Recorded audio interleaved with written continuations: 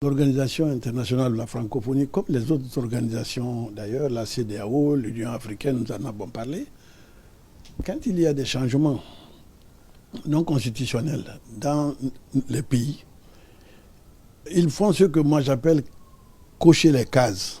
C'est-à-dire, il y a un changement non constitutionnel, vous êtes sanctionné, vous êtes exclu. C'est ce qui a été appliqué à la Guinée. Mais après ces 3 années de parcours, les organisations internationales ont compris effectivement 2 choses.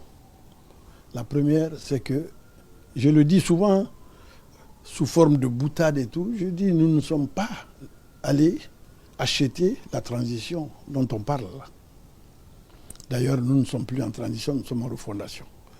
Le président est venu rectifier un parcours, un mauvais parcours. Mais ça, non seulement il fallait l'expliquer, mais les gens, les organisations nous prennent au mot. Ils ont regardé, et particulièrement l'OIF.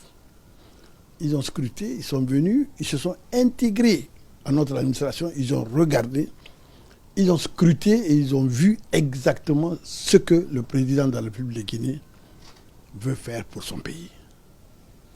Alors ils se sont dit, il n'est pas nécessaire que l'on freine l'élan de développement prôné et mis en œuvre par le chef de l'État, puisque si nous faisons ça, nous bloquons les populations guinéennes. Alors, la confiance a été construite brique par brique. Vous vous souvenez, hein? Au départ, c'était incendiaire. Tout le monde, non, vous avez 6 mois, 3 mois. Mais la confiance s'est construite brique par brique. Je le dis toujours, c'est au niveau de la magistrature suprême que les pays sont jugés. C'est là-bas. Vous pouvez tout faire. Si le président ne fait pas bien, on juge le pays par le président. Donc il a réussi, le président Doumbouya a réussi à convaincre la communauté internationale, l'OIF, l'Organisation internationale de la francophonie.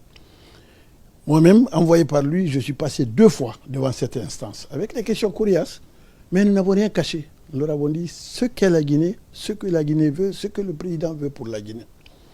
Après cette évaluation, il y a eu cette décision historique de la levée totale des sanctions sur la Guinée. Ça ne s'est jamais produit avant.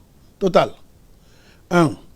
Deuxièmement, la réintégration totale de la Guinée. On reprend notre place comme avant à l'OIF. Et dans la foulée, l'invitation adressée à la Guinée et à son président pour le sommet qui doit se tenir les 4 et 5 octobre à Paris. Donc voilà 3 messages qui sont envoyés à notre pays. Je voudrais profiter de l'occasion pour féliciter le président, pour féliciter notre gouvernement, pour féliciter surtout les populations guinéennes qui ont compris que le président de la République veut leur donner le bonheur qu'ils ont toujours souhaité. Il ne peut pas tout donner, mais il est en train de mettre les briques qu'il faut pour que enfin les Guinéens voient le développement. Donc je voudrais féliciter les Guinéens parce que c'est dans la paix aussi. Même si le président a cette volonté de bien faire, si les populations ne comprennent pas, si les populations ne le soutiennent pas dans cet élan, et qu'il y ait des clashs un peu partout, on ne serait pas arrivé à ça. Donc c'est vraiment une triptyque qui s'est engagée là. Le pouvoir tel qu'il est exercé par le président de la République. Deuxièmement, les populations guinéennes, quelles sont leurs réponses, et la communauté internationale. C'est cette triptyque-là qui a été alignée. Les planètes se sont alignées sur ces 3-là. Et bravo à la Guinée. Vraiment. Nous sommes fiers et je félicite encore le chef de l'État. Je félicite les Guinéens. Ce n'est pas fini. Ce n'est que le début.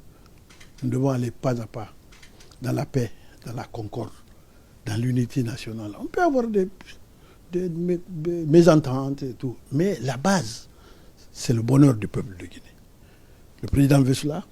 Aidons-le à faire ça.